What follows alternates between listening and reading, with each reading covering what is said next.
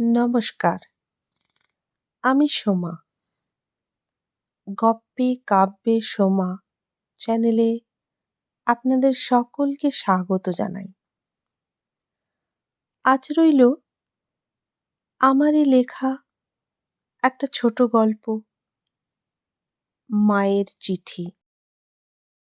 মা শব্দটা যখনই মনে মনে বলি, চোখের কোণ জলে ভরে যায়, মনটা ভারী হয়ে ওঠে। কিছু পুরানো স্মৃতি ভিড় করে আসে মনের গভীরে, চোখের সামনে। ইচ্ছা হয় মায়ের কোলে মাথা রেখে অনেকটা সময় কাটাতে, একটু স্নেহের পরশ পেতে, মায়ের সাথে গল্প করে একটু মনটা হালকা করতে। মাকে হারিয়েছি অনেক বছর হয়ে গেল, কিন্তু এখনো অনেক স্মৃতি ভীষণ স্পষ্ট। মনে হয় এই তো কালকের ঘটনা। মায়ের চিঠিগুলো মাঝে মাঝেই বের করে পড়ি, বারবার পড়ি। চিঠিগুলোতে হাত দিলেই মায়ের স্পর্শ অনুভব করি। সব চিঠিগুলোতেই লেখা, ভালো আছিস তো? ঠিকঠাক করে খাওয়া দাওয়া করছিস তো? শরীরের অযত্ন করিস না যেন। তুইও এখন মা, তোরও অনেক দায়িত্ব এসে গেছে।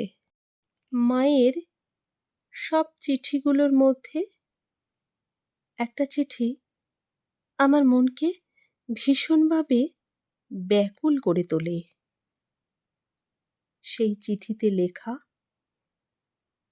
কোনো নারী যখন মা হয় তখন একটা দায়িত্ব, একটা শৃঙ্খলা বোধ জেগে ওঠে।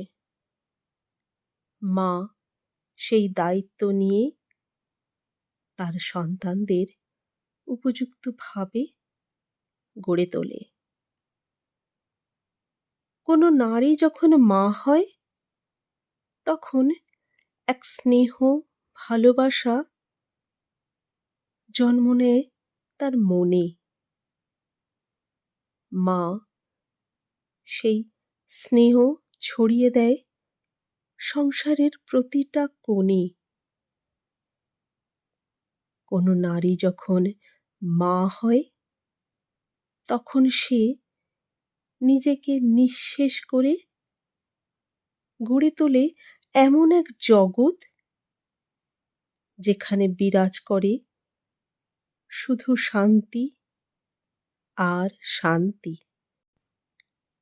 তুইও একদিন মা হবি, তোর মধ্যেও এইসব সত্তা বিরাজ করবে। এইরকম আরো অনেক কথা চিঠিটাতে লেখা আছে। চিঠিটা যখনই পড়ি,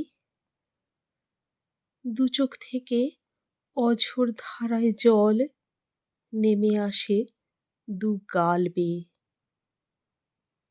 পৃথিবীর সব মা বোধহয় এইরকমই হয়। আর সব মায়ের লেখা চিঠিতে মাতৃত্ববোধ জেগে ওঠে এইভাবেই।